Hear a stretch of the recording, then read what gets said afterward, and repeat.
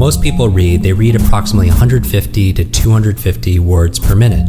And that also happens to be the average speaking speed. And so here's the question you want to ask yourself. Do you need to pronounce words like university or computer to understand what those words mean? And the answer is no.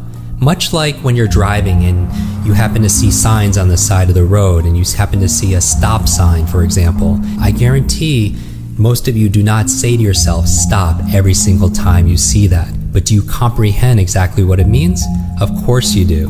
And that's the difference. And so when you're reading something, most of the words that you're actually going through and reading, you don't have to pronounce to understand. When you see a date like 2017, most of you don't say 2017. You see the date and you recognize what it is, much like a stop sign, much like if you're reading something and it says Los Angeles or New York City, even if it was abbreviated NYC, you would get it. You don't have to pronounce it in order to understand it. And we find that some of the fastest readers out there that read in excess of 300, 400, 600 words per minute, they can't possibly say all the words.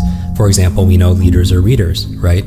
Tony Robbins, very fast reader. Brendan Burchard, he reads a book a week for the past almost 18 years. Oprah Winfrey, very strong reader, right? And so leaders are readers. And so if you want to be able to read a book that somebody spent decades writing, then you could download decades in just days. And that's the advantage that you have. So how do you do it?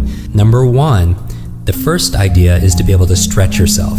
Stretch yourself. That means to read faster than you normally do. Because the goal is, when you're reading faster, what will happen when you stretch yourself is your mind is always looking for shortcuts, and it's going to spend less time filling in the filler words, like saying the filler words like and, there, because, that is. All these words that are there that don't have any inherent meaning, because you're not reading for the words, you're reading for the ideas.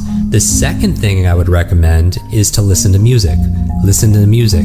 And I would listen to music, you would have to find music that really agrees with you, that I would avoid ones that have lyrics to it. Classical music has always worked well for myself and a lot of our students. This alpha state, which is a great state to be able to learn in, where you can learn languages and vocabulary a lot stronger, is by playing classical music, specifically Baroque music, because it has about 60 beats per minute. And the third tip I will give you right now that you could use right away is a pattern interrupt. A pattern interrupt. So you need to distract yourself. For some, basically what it's doing is when people are reading, you'll see them moving their lips, or they're talking to themselves under their breath. And what you have to do is you have to give your mouth something else to do while you read.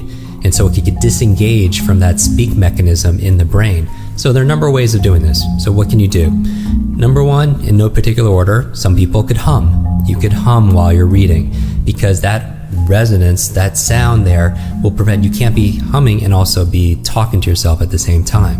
Some people, what they'll do is they'll need to break it physically, that habit, and what they'll do is they'll bite on their knuckles or their fingers. Not very sanitary, but they will do that because they use their lips and they're moving their mouth when they're reading, and they'll help to interrupt the pattern by distracting themselves.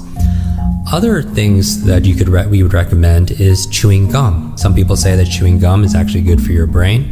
I would say that would be dependent on the quality of the gum that you're using, but chewing gum can help break the pattern that we've learned back in school, where we're talking out loud and saying the words to ourselves.